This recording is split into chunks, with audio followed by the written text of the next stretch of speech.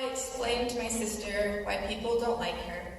People don't like her who don't even know her, just because she wears a little blue hamsa around her neck, just because her summer camp says prayers before lunchtime, just because she learns Hebrew on Sunday mornings. How do I explain to my sister that someone's right to a gun is more important than her right to express her Judaism? It was compassion, it was generosity, it was family at its holiest. Saturday morning, and I was in synagogue.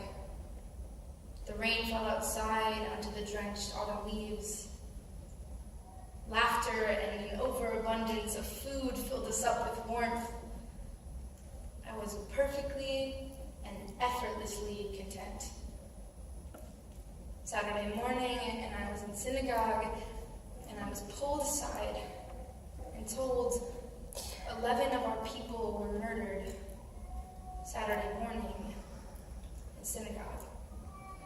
You see, I've already chanted enough is enough. I've worn orange until it began to tatter. I've raised posters. I've shed tears. I spoke fearlessly and angrily and with such intense hope for the future. I wrote a poem after Parkland. I heard there was another shooting. I read my words wherever I could, but how many times can I read that poem? How many names can I keep adding to the list? The words have begun to wear, to tire. They are exhausted and ready to rest. Saturday morning, and I was in synagogue. And I was filled with a sense of ease I had been longing to feel for ages. The knots in my back began to quiet to a low hum. But I came home to a noisy and messy world unraveling before us. I came home to a world losing a battle with its longest and oldest enemy, fear. And for once, I couldn't think about our president. I couldn't think about gun laws. I couldn't think about God.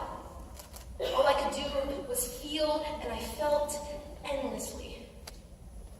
It was as if a small part of my soul had been plucked. It dissipated in the air before me. It was soaked in blood. The Ner Tamid had suddenly gone out. But this time it was family. This time it was home. This time it was Saturday morning in synagogue. This time it was targeted at the compassionate, at the generous, at the proud, at the faith of peace. This time it felt as if the mourner's Kaddish could never be loud enough to mend the wounds. This time no number of Mishaberach prayers could ever send enough love to those who needed most, because this time it was us. It was all of us. This time it was Saturday morning in synagogue, and all of us were there. All of our lives were stripped away. This time I longed for the ease I had felt only hours before, but this time I knew I could never get it back. This time I knew every time I walked into synagogue on Saturday morning, I would be looking over my shoulder.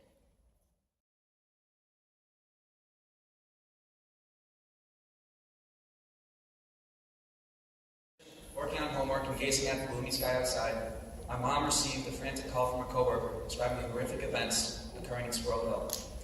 Having numerous friends in fellow U.S. wires living just across the street from Tree of Life Synagogue, I feverishly reached out to them. I was worried that one of them could have been murdered for simply praying on a Saturday morning. Time stood still. While I was relieved to hear that my friends were safe, I remained in shock at the loss of my Jewish brothers and sisters in Pittsburgh. Numb, I tried not to imagine such a thing happening in my own shul, just down the road from here. And today, I still feel numb at the thought of what happened this past weekend. Numb as I think of the beautiful lives lost for no reason other than blind hate. In spite of the events of this weekend, we cannot allow fear to control our lives, nor to influence how we practice our religion. Some things may be different, yes, but we, as a people, must not change our ways, lest we succumb to what the monster who murdered 11 people wanted. We will still go to services, openly express our faith, and take pride in our religion. Hate will not have dominion over us, nor will it stop us from being who we are.